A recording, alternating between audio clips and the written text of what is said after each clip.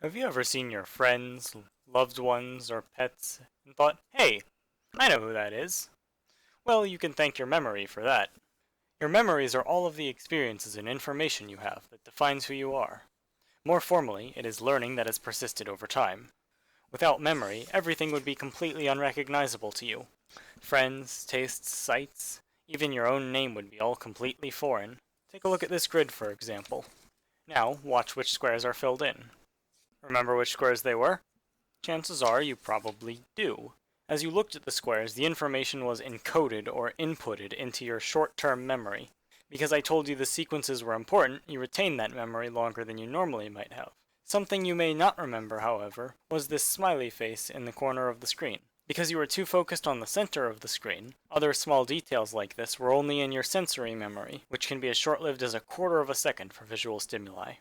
Back to the squares, the best understanding of how short-term memory works is something called working memory. This proposes that what you remember and forget is determined by conscious processing of information. For example, you are consciously focusing on the position of the squares, therefore you remembered them, while you forgot about the face because you didn't think something in the corner of the screen was important. All of these things go into your psychological storage. Your storage describes the information you retain and how well you can keep it there. These memories are later recalled through retrieval, where you pull memories out of your brain to use them.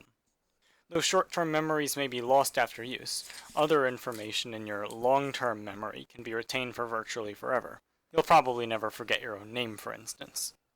This memory storehouse is nearly limitless, too, so our brains have the capacity to remember almost everything we do, though this isn't always the case. Not all memories are created equal, however, and we can definitely see this in our everyday lives. Remembering what you had for dinner last night is easy and effortless, but calculus formulas? They're usually not as painless. That's because some information is encoded automatically through automatic processing, like the order of events during a day, how often things happen, and information you're familiar with. Other information, like those squares I showed you earlier, require conscious attention in what is called effortful processing. Speaking of those squares, do you still remember which ones were filled in? Many of you probably forgot about it after the first time I asked, because you didn't think the information was important anymore. Short-term memories usually last less than 45 seconds, unless they are stored into your long-term memory. Don't worry though, I'll give you a chance to redeem yourself. Take a look at this number, and remember it for later. You may be thinking, hey, this is much more complicated than the squares. But don't worry, psychology's got your back. The primary way people would remember something like this is through rehearsal, where the information is repeated in order to encode it. However, we've got a few tricks to make this a bit easier. Have you ever heard of PEMDAS, Holmes, or SOHCAHTOA? These are all examples of mnemonics, specifically acronyms, which are ways to help you remember specific things. In this case, they refer to the order of operations, the Great Lakes, and trigonometric ratios. We'll use some tricks akin to this. Let's start by breaking down the number first. Chunking, or organizing things into more manageable units, is effective at remembering larger pieces of information. So now we've got two 4-digit numbers instead of one 8-digit number. Some of you at this point may have noticed that these numbers aren't completely random.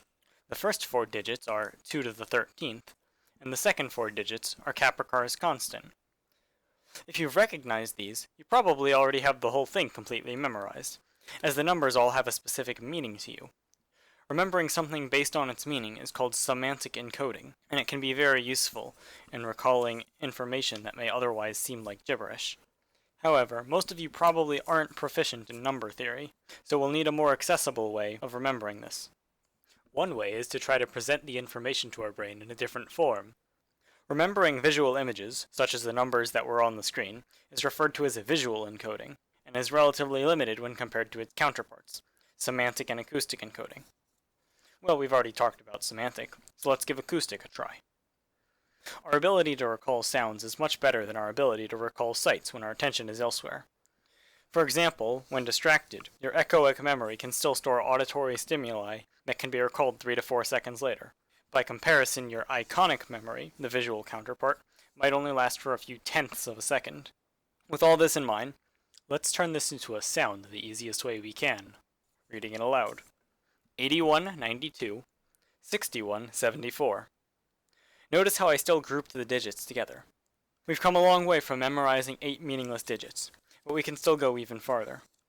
The brain is much better at remembering vivid images and forming mental pictures than bland, non-descriptive numbers. Visual imagery is a powerful tool used in many mnemonic devices. So instead of what we have here, let's try to craft a mental image that will make this easier to remember. You have 8 apples. You get 1 more, and now you have 9. You decide to eat 2 of the apples for a snack. You also have 6 cookies. You get 1 more cookie, and now you have 7. You like cookies a lot, so you decide to eat 4 of them. Now hopefully, if you just think of your rather large snack, you might be able to remember this number easier. Now that we've talked a lot about how your memory works, let's apply it to something useful. Studying for classes is a necessary evil for many, so let's try to use these memory techniques to make it as efficient as possible. Calculus is a class where rehearsal is a very effective technique. I initially learn the material in class, then go on to review the material in the textbook, and then practice it through example problems and homework assignments. This repeated exposure allows me to easily store and retrieve the necessary information for assessments. Psychology has an abundant amount of vocabulary to learn and apply, so it is important to consider something that is known as the spacing effect. This describes the tendency for spread-out studying to produce more favorable results than bulk studying, or cramming.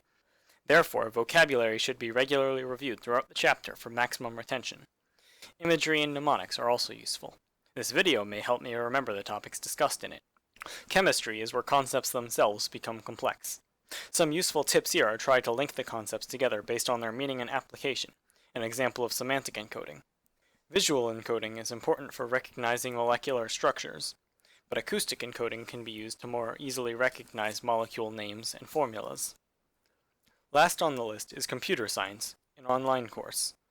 Rehearsal and the spacing effect will be the plan of attack here. Topics are constantly used in various coding assignments.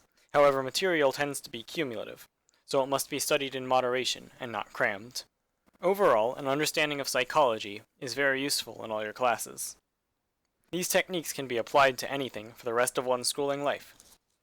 But, before this video ends, do you still remember that number?